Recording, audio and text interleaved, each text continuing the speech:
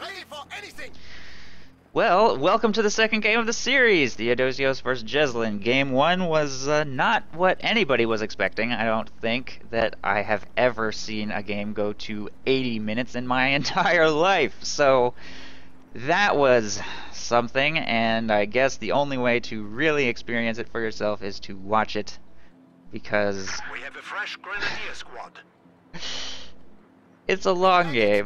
That was a long game, but we're ready for game 2. We're ready to see things reversed, and Theodosios has not chosen Oberkommando West. Thank God.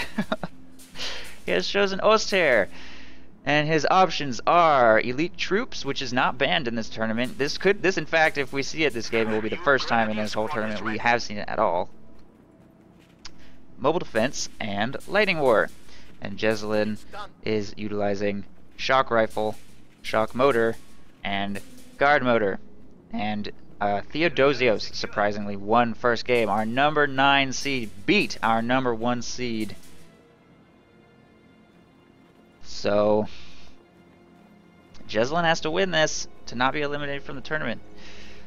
If he does, then it will of course go to game 3. Jesulin playing as Soviets. His options are shock rifle, shock motor, and guard motor coordination. Theodosios going with double grenadier opening into MG42, and Jesulin going with his standard 3 conscript opening.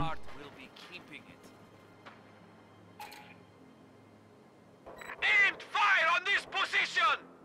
And actually getting a 4th conscript squad, and normally we see him go with an M3 at this point, but I guess he hasn't purchased tier 1 yet. Not sure if he's going to. And I know that maybe is just his build against Oberkommando West, and on this particular map, probably also changing things up. 4 conscripts instead. We're going to see after the MG42.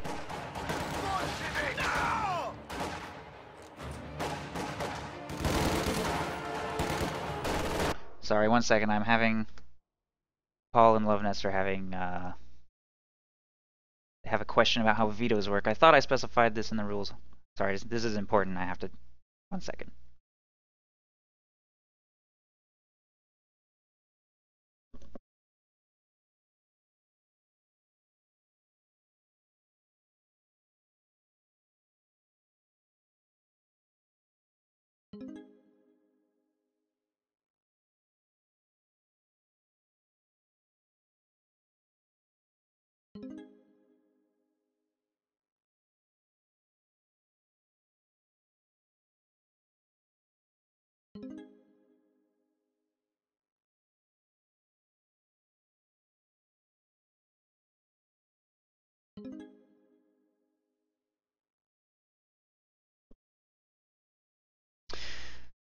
Ah, damn it, I can't believe I forgot to specify that. Oh well.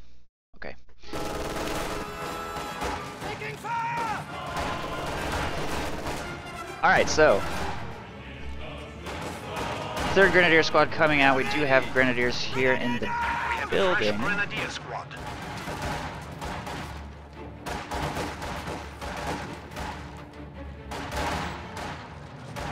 Being engaged by these conscripts, Jesulin being very aggressive, taking control of a lot of territory very early on. Theodosios kind of struggling to deal with it at first, harassing with his combat engineers all the way to the point right outside Theo's base, and successfully taking control of these munitions. The Grenadiers here are going to be forced to retreat pretty much immediately, and the MG42 is making its way up to support. This building has already taken a ton of damage apparently. Is that just from small arms fire? I guess so.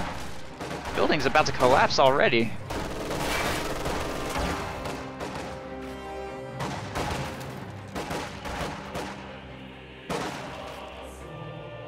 Our opponents are seizing a sector. Pioneer squad. Theo sending his Pios to harass the fuel. Jesulin responding quite quickly with these conscripts. He didn't even stand outside the capture circle, so that's not even going to get decapped. Jesulin will be able to deal with that quite handily. Theodosios feeling a lot of pressure very early. Jesulin coming at him hard. I don't think he wants this game to turn into a slugfest at all. I think he wants to win. Builds himself a conscript fighting position over there on the right side. Conscripts continue to engage from within this house. Theo has fielded himself a mortar. just firing here.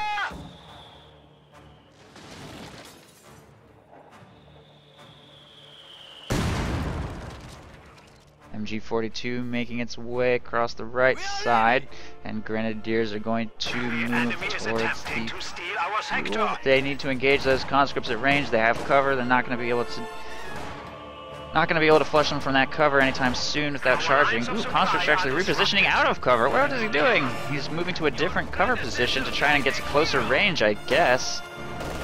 He fortunately made it to the green cover without getting suppressed, but he's taking a lot of damage and he's probably going to be forced to retreat regardless. Meanwhile, engagements continue on the cutoff and munitions. Jesulin has a huge early advantage over his opponent here. He has practically the entire map and he's cut his opponent off from all resources.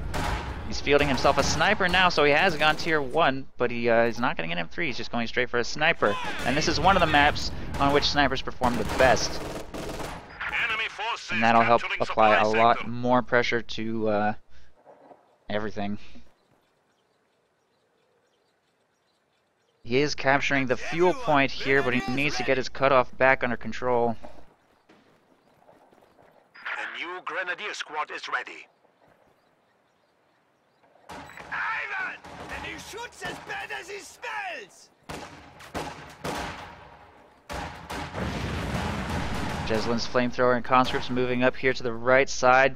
Munitions also being taken, and we know how important munitions are for Oster, and Theo only has 6 coming in right now. Pioneers reporting objective captured. Pioneers trying to get some territory back. Grenadiers take control of the cutoff once more. Jesulin taking up cover positions by the munitions. Planting defenses with both of his combat engineer squads. He's got a lot of mines going down, as well as various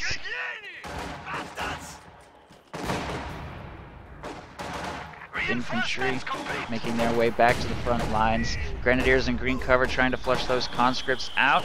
Mortar falling over here. Hasn't actually gotten any kills yet, and the MG42 is making its way across towards the right side. We are losing a sector.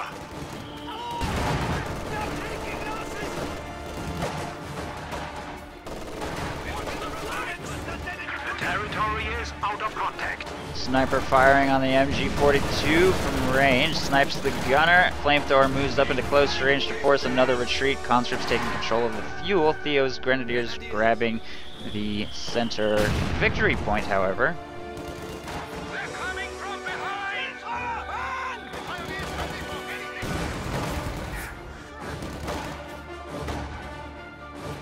And battle phase 1 is about to finish, and then he's probably going to throw up his tier 2 structures. Pioneers are available here in the base to build that. There it goes.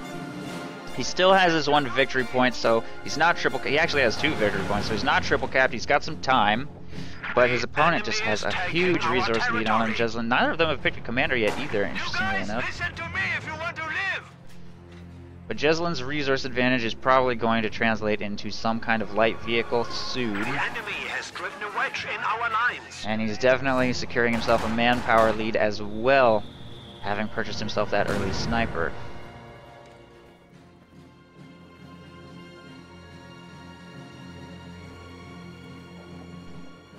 Theodosios is under a lot of pressure right now to expand his territory. If he doesn't get some map under control, he's definitely going to be overwhelmed.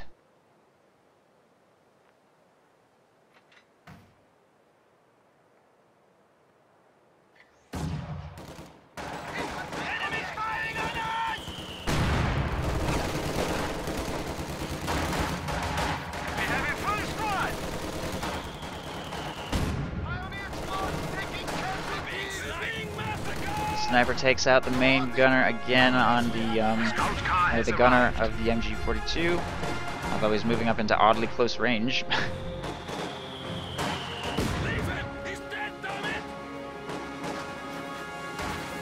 Conscripts engaging these grenadiers, and the mortar has yet to kill anything.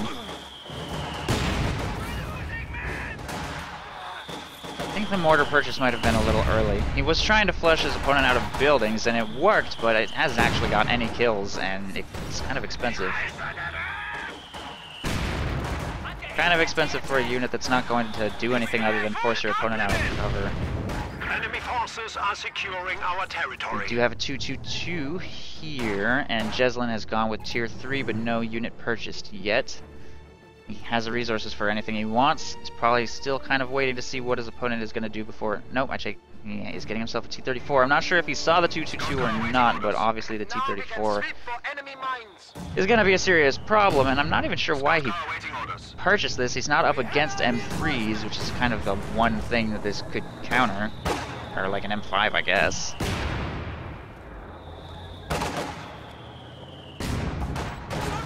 Seems like kind of an odd choice. Obviously, it can help counter the sniper, but he doesn't need to get the 222 upgrade on it to counter the sniper, and he doesn't exactly have a whole lot of munitions to spare, since he's held like one territory point this entire game. Trying to break free of his containment now, utilizing the 222 to scare that sniper a little bit. Conscripts continue to fire on these grenadiers. Rifle grenade going off, and those conscripts will simply retreat, getting control of the victory points, strategic points, and fuel as well.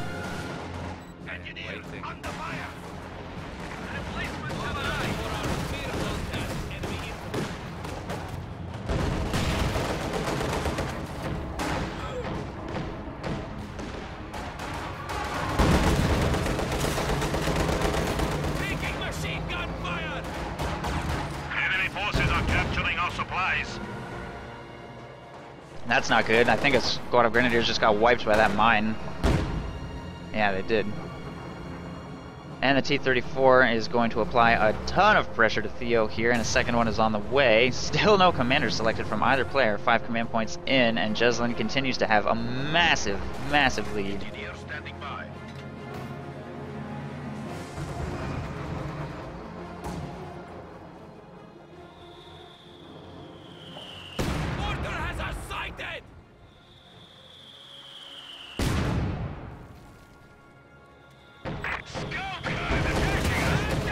T-34 goes in on the 222, gets one shot off, and then will disengage. There's still no... Oh wait, yes there is. There is an AT gun just completed, making its way onto the field now. He's just so behind. He's so behind in every way. Ooh, he hit a teller mine. Nice teller mine by Theodosios. Considering how incredibly limited his munitions are, teller mine placement seems pretty good, but it's just unfortunate that his pack wasn't available to follow up. If only his AT gun had been there for that, he probably could have killed that. But with this sniper in the way, it doesn't get a very long window. It would have had to get 2 shots off. He would have had to have it already pointed straight at that teller mine, basically. Jesulin's gonna get away clean for free, essentially.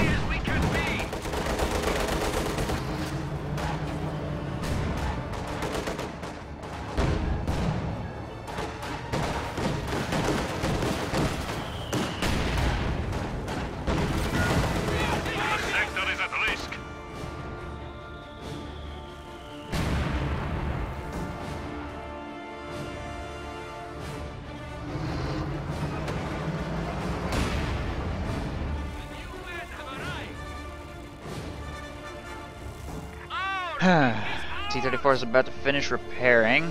More manpower. So look at all this manpower bleed. This is just... for us here who are already struggling for manpower, the last thing you need is to just be constantly reinforcing these grenadiers. I mean, that's 30 manpower every time one of them dies. That's not cheap. It's really not. His only hope is just to desperately hang on to this victory point. This victory point is life. If you can just hang on to that thing until you can try to make some kind of play, some kind of comeback, something to help you break free of this containment. Which, honestly, at this point, I think it's going to rely on Jesulin making a mistake. And after last game, I don't know how likely I think that is. Theodosios finally chooses his commander to go his mobile defense to field himself an emergency boom so that he doesn't have to tech any higher to give himself some kind of anti-tank vehicle. Hopefully the Puma will help alleviate the pressure from these T-34s, but it could just as easily just get bum rushed and die. Base defense is getting picked off here. Both bunkers now destroyed, leaving this flank quite vulnerable to infantry pushes from Jesulin. Meanwhile, the sniper with conscript support is pushing up the right side, bleeding the grenadiers, forcing retreats, keeping Theodosios down.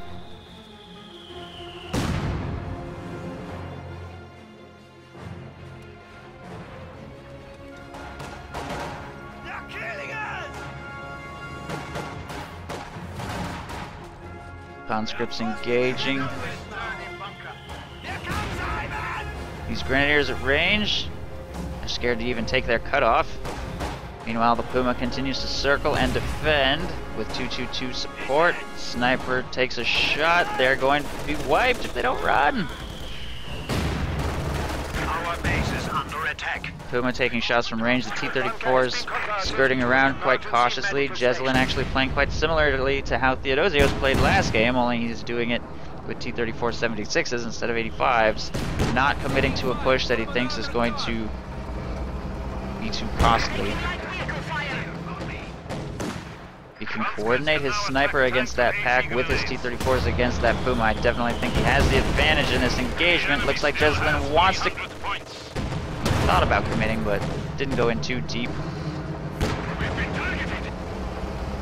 And he's going to simply pull back for repairs. Now, T-34 may re-engage, but it misses its shot against that Puma, unfortunately, and they're both kind of taking quite a bit of damage. Puma and pack performing quite well against those T-34s. They keep missing. Jesulin has to pull back for repairs to be able to continue to engage safely. And now that those tanks are off the field for repairs for a little while, that gives Theodosios an opportunity to try to break his containment a little bit, get some territory back under his control. He could send a lone squad over here to harass the left side, but they'd be very vulnerable to counter-harassment by those tanks, so it does kind of make sense to just be clustering all of his forces within supporting range of each other and try not to let any squads get caught alone by those tanks. Demo charge down here as well. Jesulin fully intends to bleed any advance out of this box with mines, demo charges, and just the sniper, which already has 19 kills. 16 minutes into the game, it's doing very, very well.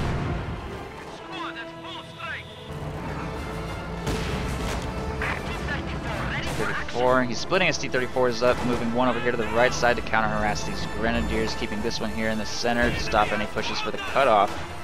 Conscripts making their way forward. Anything on the cutoff just gets blasted by that sniper, is the problem. And he just doesn't have a good way to chase and kill that sniper that's not going to die instantly to the T-34s. If the 2-2-1 were a little more durable, it would be a lot more effective. A lot more effective at chasing down and killing snipers, but the Soviets have so many things that make that incredibly dangerous that this thing is so fragile that it's not as effective of a counter to the sniper as it may seem, unless that sniper is basically totally undefended. AT grenades, mines, any form of Soviet vehicle basically poses a serious threat to that scout car.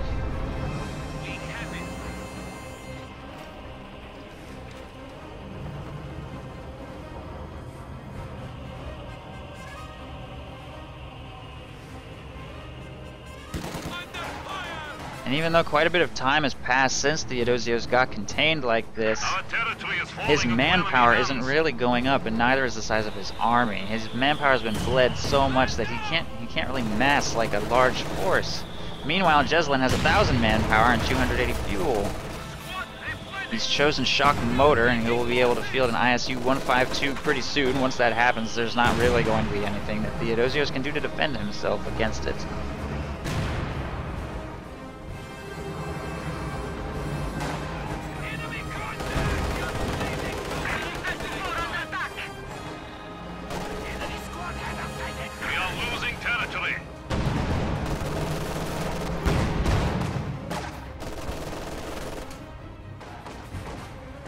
Grenadiers in their cover, or conscripts in their cover, are finally forced to retreat. Puma's making its way across the right side. Uh-oh, he's trying to bait them over that demo charge. It's working perfectly. No! His one LMG squad. He doesn't get a whole lot of those. It's not like that is a loss he could afford. It's not, I mean, he's just in an impossible situation, and it's just getting worse.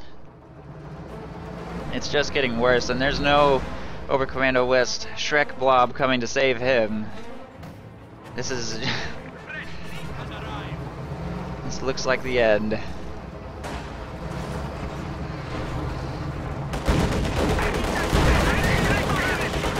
Puma shot bounces, T-34s miss. Pretty clumsy engagement all around, I'd say. But Grenadiers get bled hard on their advance. Meanwhile, these Pioneers are gonna easily get screened. Those conscripts. Oh, Sniper's in a little bit of danger. 222 couldn't quite seal the deal, unfortunately. Puma and Pack screening the 222. And some Osttruppen have been fielded. Trying to break his containment a little bit here, making his way towards the munitions, but getting over towards the victory point is another problem, as these conscripts are applying pressure over there, and obviously once he gets triple capped, it's just a matter of time. The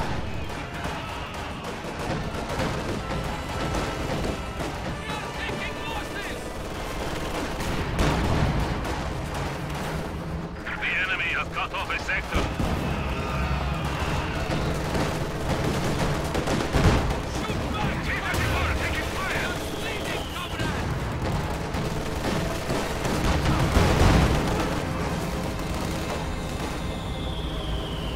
Bomb run coming in. Oh, run! Ooh, barely. Barely dodged that one, but the ISU's here. Ooh, got a huge shot on the Puma right there. It has armor-piercing shells equipped, so I guess he's going to try and focus on taking out the various vehicles over here. Oh, doesn't matter. Alright, GG. Looks like Theodosios knows when he's lost a game on Langerskaya. He definitely could have dragged this out for like another 10 minutes, but that's the game. Jesulin wins, which means we're going to see Game 3. Good game, well played.